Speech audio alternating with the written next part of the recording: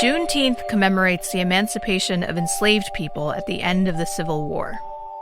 It's a holiday of celebration. For many Black Americans, it's also a day of remembrance for their ancestors who fought and died for freedom. And while that can be a spiritual experience, the physical connection to a final resting place is often obstructed by poor record-keeping and the neglect of burial sites. It's a struggle that author Sade Green documented in a recent personal essay for Time magazine. Last summer, she attended a special event commemorating a burial ground in Raleigh, North Carolina. For Sade, who lives in New York, it was the culmination of years of research to find out who her ancestors were and where they were buried. I knew that if I was going to find something, it was going to be written about. Like, I always had this plan of documenting my family history. It was like, I want to document this in some form, with my writing. I'm Anissa Khalifa. This is The Broadside, where we tell stories from our home at the crossroads of the South.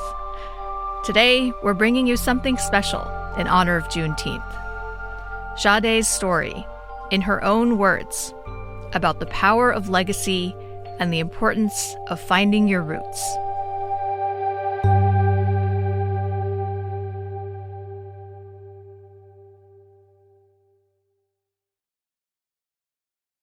Craving your next action-packed adventure? Audible delivers thrills of every kind on your command, like Project Hail Mary by Andy Weir, where a lone astronaut must save humanity from extinction, narrated with stunning intensity by Ray Porter.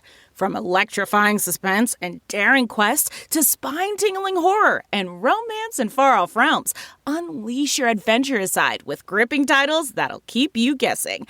Discover exclusive Audible originals, hotly anticipated new releases, and must-listen bestsellers that hook you from the first minute. Because Audible knows there's no greater thrill than the one that speaks to you.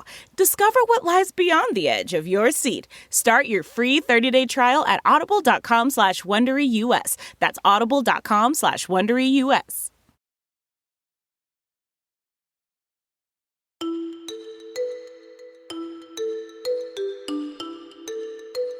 Hi, my name is Sade Green, and I am a writer, activist, and poet from Long Island, New York. Thank you for joining me, Sade. Thank you so much for having me. So you wrote a beautiful essay about your experience finding your ancestors. We're about to hear you personally read that to us. But take me back to before that. Before you discovered the clues that would eventually lead you to find your ancestors, what did you know about your family history? Yeah, so I knew that my family was from the South. I knew that my grandmother was from North Carolina, had grown up there, and then, migrated to the North. And then I knew of my great-grandmother, which was her mom. But besides that, I didn't really know much. I think that not knowing as much is just a testament to the information that's really lost when genocide happens. So, documents aren't as accessible. And so not knowing much is what inspired me to really just dig deeper. What was it like then searching for your enslaved ancestors while knowing that you probably would find very little documentation or maybe none at all? It was like a puzzle. I describe it in the piece as like making a puzzle. That's what it really felt like. It happened over a span of like years. And so I remember during the pandemic at one point, I went to my grandmother's house and looked at like different photos just to like comb through things to make sure, okay, like this is my great grandmother, this was my uncle, and things like that. I found an old family reunion pamphlet and it had like names of people. Oh, wow. I was like, okay, like, this is confirmation of who I need to be looking for. That was just really, really helpful. Like one of the biggest pieces in this entire thing. The ribbon cutting ceremony for the historical marker at the cemetery where your ancestors were buried took place a year ago, last Juneteenth. How are you reflecting back on that experience 1 year later? I think one of my biggest takeaways is that I write this in the piece. It's like, you can never bury us, because there was so many efforts to try to erase my ancestors' legacy, but it just didn't happen. And that just speaks to my people's resilience, and then also the descendants' resilience as well. I think another thing that I would say I took away from it is that like the work will always live on. I don't think they would have even imagined that their descendant would write something like this for time. I think about like my great-great-grandmother specifically. Her name is Mabel, and she migrated from the South to the North for work opportunities. And I don't think she was thinking like, okay, like my great-great-granddaughter is going to write my name in a major publication and tell the world about me. Like, that's not something you're thinking about in that moment. You're thinking about how to survive, Jim Crow, anti-Black racism, and things like that. And you're thinking about how to live. And so it was important to me and meant a lot to me to be able to tell the world about the people who I come from.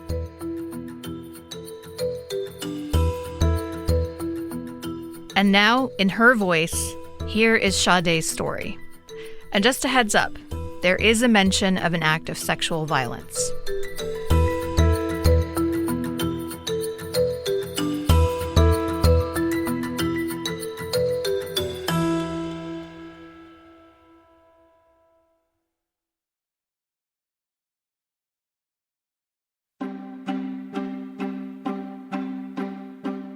On Sunday, February 25th, 2024, in the middle of the night, I finally found the North Carolina plantation that my ancestors were enslaved on, Midway Plantation. I stared at my laptop, completely in awe of the fact that all the puzzle pieces were starting to fit together after I had spent years tracing my roots. I had read that the North Carolina State Capitol officially launched an ongoing digital humanities project that names more than 130 enslaved Black men who built and maintained the state capitol between 1833 and 1865.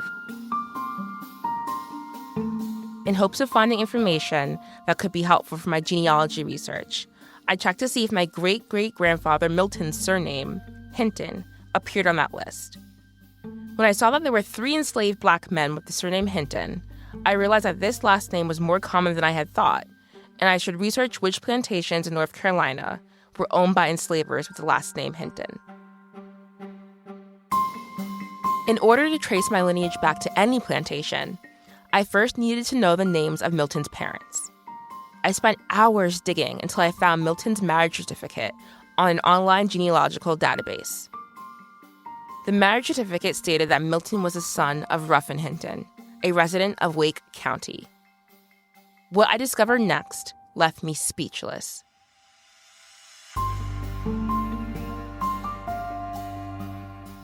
I learned that my great-great-great-grandfather, Ruffin Hinton, was born on Midway Plantation in Wake County, North Carolina. He was the son of Selene Toby, an African woman who was an enslaved cook on the plantation, and Charles Lewis Hinton, the white plantation owner who raped Selene. It is crucial to explicitly call it rape because there was no such thing as consent under enslavement. Ruffin later had many children, one of whom was my great-great-grandfather Milton Hinton. Milton then had a daughter named Mabel Hinton. My great-grandmother Mabel gave birth to my grandmother Patricia, who gave birth to my mother Pamela, who gave birth to me. Once I discovered this information about Ruffin and Selene, it was like something in the universe shifted. I could feel it deep down in my bones that part of my life's purpose was to keep my Black ancestors' names and stories alive. I was determined to pick up the pen and write my ancestors into a world that was repeatedly trying to erase their existence.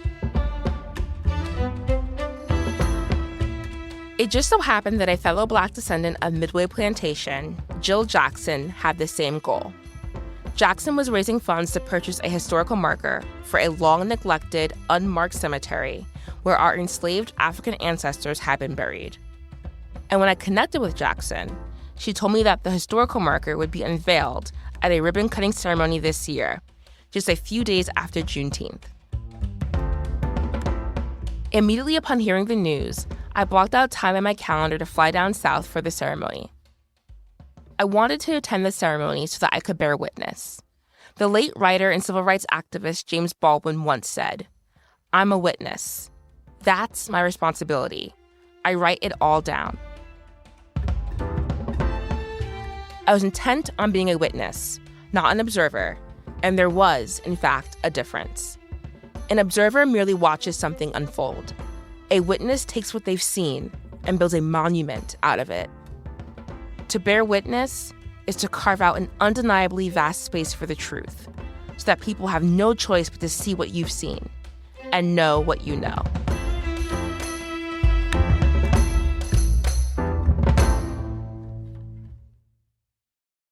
The preservation of the burial ground began in 2023 when Jackson was appointed to the Wide Waters Homeowners Association Board, an organization that makes and enforces rules and guidelines for Wide Waters Village, which is located in Knightdale, Wake County. Jackson was tasked with the job of finding grant funding for the cemetery. Her reply was, "What cemetery?" Jackson and so many others in the Knightdale community had no idea that the wooded land behind the community clubhouse pool was a burial ground for enslaved Black people. However, in 1995, the North Carolina Office of State Archaeology had identified the site as a burial ground for Black people who had been enslaved by the Hintons. The North Carolina Office of State Archaeology also noted that there were 131 graves that may be associated with the early 19th century residents of eastern Wake County. In fact, a document from the North Carolina State Historic Preservation Office mentions census records that indicate that Charles Lewis Hinton enslaved 126 Africans on Midway Plantation in 1860. Since there wasn't any grant funding available to preserve the burial ground, Jackson reached out to members of the community for help. Together, the Knightdale community cleaned up the burial ground and raised funds to purchase a historical marker, an act of bearing witness.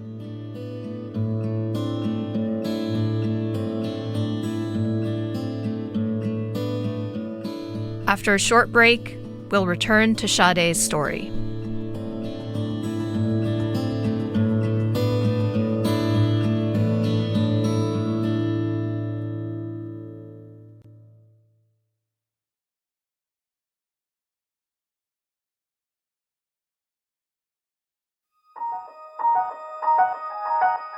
On Saturday, June 22nd, 2024, I stood outside of the cemetery gates with Knightdale community members and fellow Black descendants of Midway Plantation for the ribbon-cutting ceremony. The North Carolina sun was shining down on us from the bright blue sky, and it felt like that was my ancestors' way of saying, "Thank you for remembering us." I became very emotional when Counselor Steve Evans, a Knightdale elected official, spoke about how my ancestors were finally experiencing the peace that they never experienced in their time living on this earth. I thought about the horrors that the Hinton enslavers subjected my ancestors to, and how my ancestors were resting now, forever free, in a cemetery that will never be destroyed.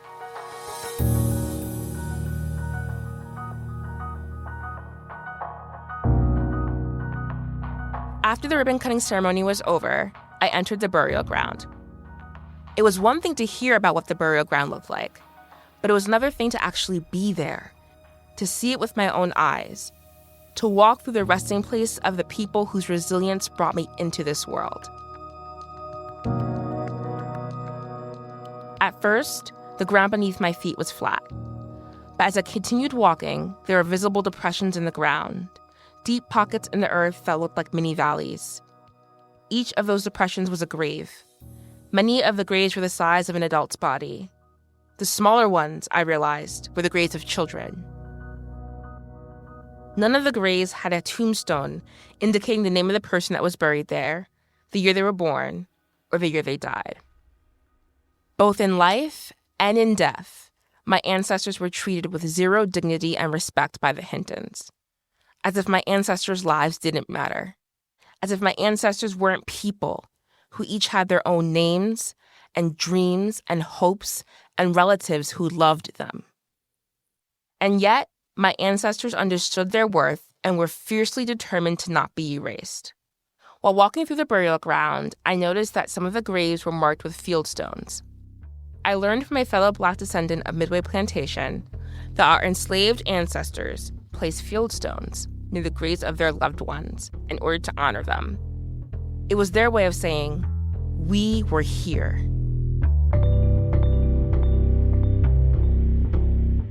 In the same spirit, Jackson and volunteers from the community marked each grave with a bright lime green pin flag. It was their way of saying, they were here and you can never erase them.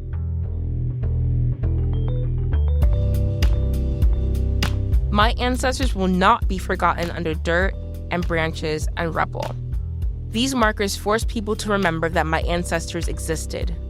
They force everyone to bear witness to the genocide that was committed against my people here on this land. Seeing the unmarked graves reminded me of a heart-wrenching truth. I'll never know the names and stories of most of my ancestors who are buried there. I'll never know their birthdays, their dreams and aspirations, the people they fell in love with, their favorite pastimes, or the specific places where they each found refuge. But that just made the fire inside me burn brighter. I'm determined, now more than ever, to find out everything that I can about Selene, Ruffin, Milton, Mabel, and so many of my other ancestors. And I won't stop there. I'm going to learn more about the elders in my family who are still living, because the time to remember and commemorate is now. I'll find out more about their childhoods in the South, the meals they cooked, the songs they sang, the prayers they prayed, the dreams they dreamt, the mistakes they navigated through, the adventures they courageously went on. I will be a witness to their lives, and I will share their stories with the world. This is legacy. This is how current and future generations will know that we were here.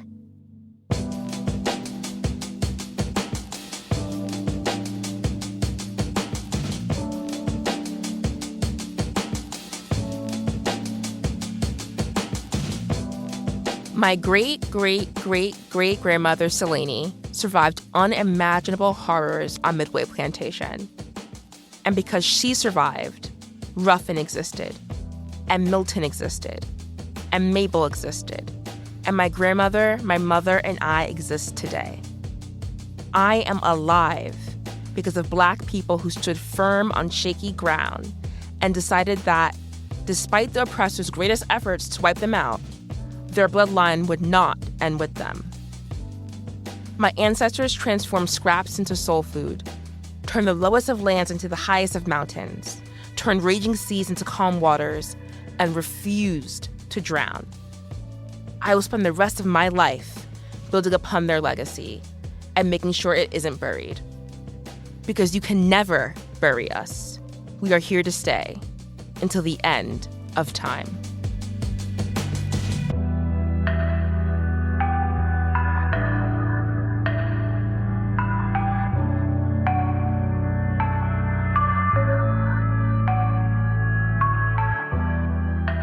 If you'd like to read Sade Green's essay, we've linked to the piece in our show notes. This episode was produced by Charlie Shelton Ormond and edited by Wilson Sayre with help from Jared Walker. The Broadside is a production of WUNC North Carolina Public Radio and is part of the NPR network. If you have feedback or a story idea, you can email us at broadside@wunc.org. If you enjoyed the show, leave us a rating, a review, or share it with a friend. I'm Anissa Khalifa. Thanks for listening, y'all. We'll be back next week.